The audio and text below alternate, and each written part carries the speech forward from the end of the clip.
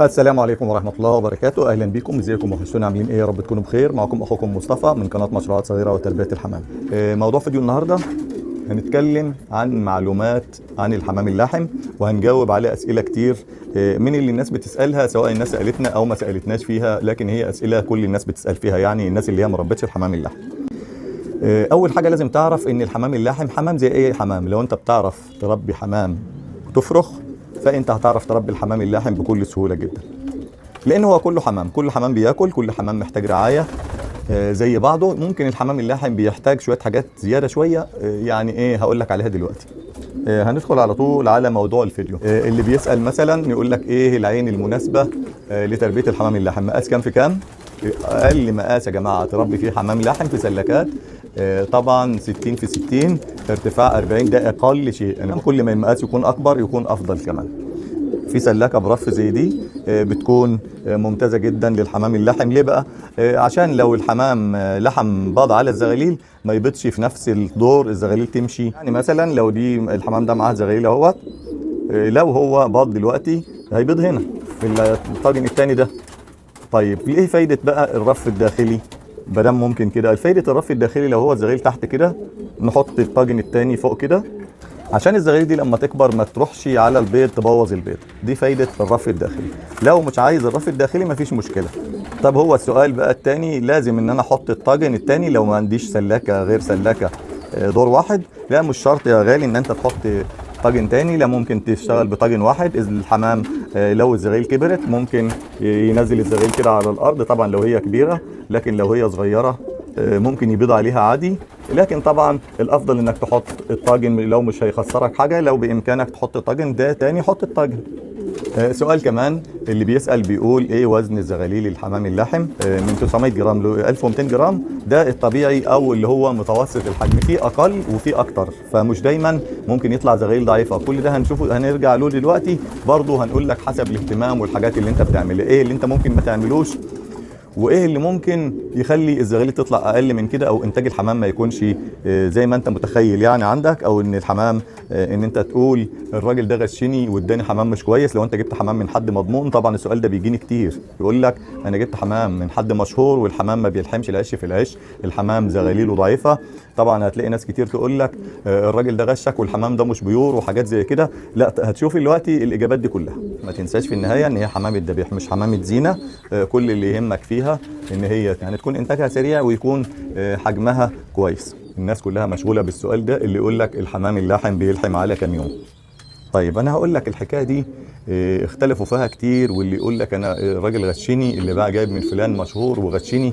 لا يا جماعه، ممكن يكون انت السبب. يعني ما يجيش حد يقول لك الحمام بيتاخر ما بيبيضش عندي غير لما بيفطم الزغاليل وانت تقول له الراجل غشك. لا، ممكن يكون هو العيب من نفس المربي. ازاي بقى؟ يكون عيون الحمام اللي هو مربي فيها عيون ضيقه، اقل من 60 في 60، ده هيأثر طبعا على انتاج الحمام، ومش هيلحم العش في العش، وممكن ما يبيضش كمان.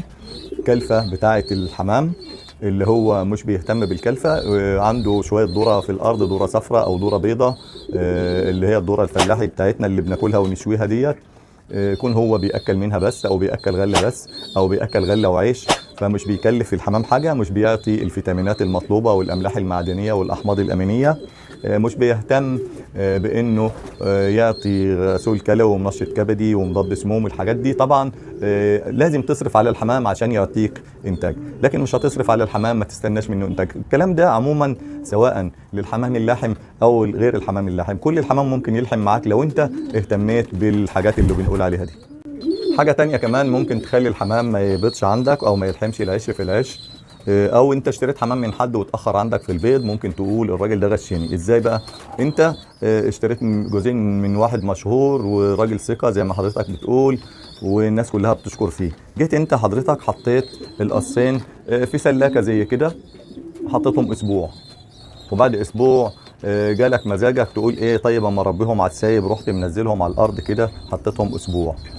لا، كده الحمام مش هيبيض. لو الحمام ما استمرش في مكان واحد يتعود على المكان، اهم شيء تسيب الحمام في مكان واحد يتعود على المكان، يبيض فيه يفرخ فيه يتعود على المكان، ما تستعجلش عليه. ممكن يقعد عش يتاخر، اول ما يجي لك اسبوعين شهر الحمام بياخد على المكان الاول، الحمام اللاحم، بعد كده يبيض، بعد كده يفتح معاك ان شاء الله ربنا هيكرمك منه. طيب ممكن تكون حضرتك شاري الحمام في فصل الصيف وتقول الحمام متاخر. الحمام في فصل الصيف عموما في ناس بتفصله وبتعزله عن بعضه وما تستناش منه انتاج كويس في فصل الصيف. ممكن اصلا يبيض ويطلع عندك زغاليل ويجي لها جدري وزغاليل ضعيفه ومشاكل الصيف كتير في الفرخ. ففي ناس بتعزل فعلا الحمام الذكر عن النتي في الصيف وما يشغلوهوش غير في فصل الشتاء، وده افضل وقت لانتاج الحمام اللي هو فصل الشتاء ان شاء الله. او يكون مكان عندك مكيف زي ما شفنا اخواننا في الكويت عم مركبين تكييف للحمام. فهو الموضوع هنا حسب الجو عندك وحسب بلدك انت. شوف انت بلدك ايه، لكن في الحر مش هتاخد انتاج كويس من الحمام. طيب ايه مكونات الكلفه الاساسيه؟ طيب يا سيدي مكونات الكلفه الاساسيه اللي هي ذره الحمام اللي هو ذره العويجه، فول، بسله، ذره صفراء، قمح. الخمس حاجات دول هم المكونات الاساسيه في كلفه الحمام. عايز بقى تحط قرطم، عايز تحط بذور، الحاجات دي زياده منك انت، تكلفه منك زياده، انت عايز تدلع حمامك ربنا يجازيك خير ويكون افضل كمان. لكن احنا قلنا لك المكونات الاساسيه. عايز تحط عيش ما تكترش عيش، عايز تحط عيش بنسبه انا بقول كيلو على كل 10 كيلو كلفه ممكن تحط عليهم كيلو عيش، ما تكترش عن كده، ده رايي. في ناس بتحط اكتر، في ناس يعني اقل، كل واحد له ايه اللي هو ماشي عليه. طيب الفيتامينات ايه اللي لازم تعطيها للحمام؟ يعني انت ماشي الحمام كده بتاكل وتشرب وخلاص، لا مش كفايه يا جماعه. لازم تعطي فيتامينات 3 ايام، وتعطي احماض امينيه 3 ايام، واملاح معدنيه يومين، مضاد سموم، وتعطي مضاد سموم وغسول كلوي ورافع مناعه. الحاجات دي ان ما كنتش انت بتعتها يبقى انت مقصر في الحمام، انت منتظر من الحمام ينتج ازاي. ادويه الديدان اللي انا استخدامه بعد 14 يوم بكررها مره ثانيه. يبقى انت لازم تكلف الحمام. اذا وفرت في التكلفه انت ما تنتظرش من الحمام ان هو ينتج معاك، هيكون زي الحمام اللاحم زي اي حمام. لو انت وفرت وحبيت ان انت توفر، ما تنتظرش ان الحمام يلحم معاك العيش في العيش، ولا تنتظر حتى ان هو يطلع زغاليل حجمها كويس، ممكن ساعتها يطلع لك زغاليل حجمها ضعيف كمان.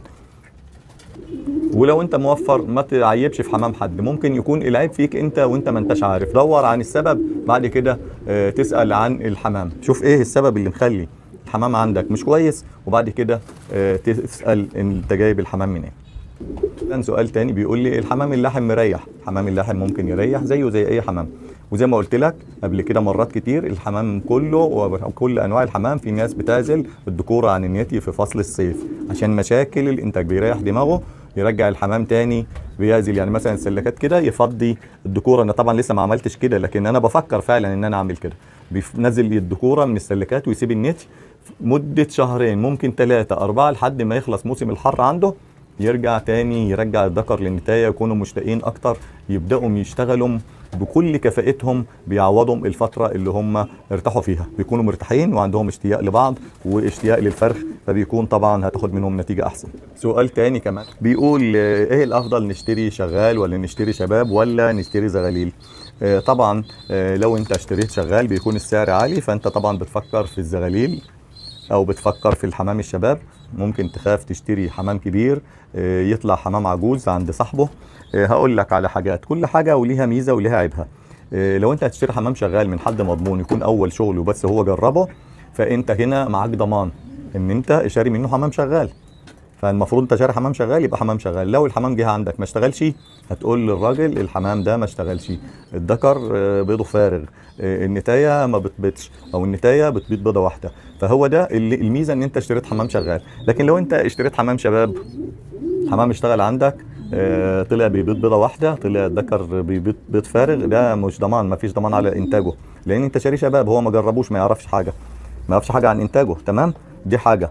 او ممكن كمان الشباب يطلعوا ذكوره او ذكوره اكتر من النتي، فلو انت شاري جوزين طلع فيهم 3 ذكوره وانت ما ينفعش ترجع له تاني تقول له الحكايه دي، لان انت شاري شباب ما انت شاريهم شغال، الا اذا كان قال لك وهو متاكد ان دول مثلا عليهم ريشه جوزين كاملين ذكرين وانتيتين، اذا كان هو متاكد فارجع له تاني. لو انت شاري زغاليل مثلا نقول 5 اجواز زغاليل، او زي ما بيقول انت، زي ما يجي واحد يقول لي انا عايز يا عم مصطفى عايز 5 عشوش زغاليل اخوات، يعني عش جوز، العش جوز. يقول ليه؟ اقول له ليه يعني انت عايزهم اخوات ليه؟ يقول لي عشان يكون كل عش ذكر وانتايه. طبعا دي معلومه غلط، مفيش حاجه اسمها عش الزغاليل ذكر وانتايه. عش الزغاليل ممكن يطلع ذكرين ممكن يطلع نتايتين، لكن هو 65% من انتاج الزغاليل في الحمام اللاحم من 60 ل 65% بيكونوا ذكور، الذكوره معروفه انها اكتر. النتج بتكون من 35% ل 40%. فما ينفعش انت تيجي تقول لي ان بعد ما الحمام ما يكبر واشتغل عندك الزغاليل كبرت وبقت وصلت للانتاج، تيجي تقول لي لا يا عم مصطفى انت اعطيتني ذكوره اكتر من نتج. ده شيء معروف وموجود. عايز ذكر وانتايه اشتري حمام شغال، ما تشتريش غير كده. لو انت عايزهم كل ذكر وانتايه لازم تتوقع ان هيطلع عندك ذكوره اكتر من نيوتي لو انت شاري شباب او لو انت شاري زغاليل. بس كده اكون خلصت موضوع فيديو النهارده. لو عجبك الفيديو اعمل لايك واشترك في القناه لو لسه ما اشتركتش وفعل زر الجرس علشان يوصلك باقي فيديوهاتنا. والسلام عليكم ورحمه الله وبركاته.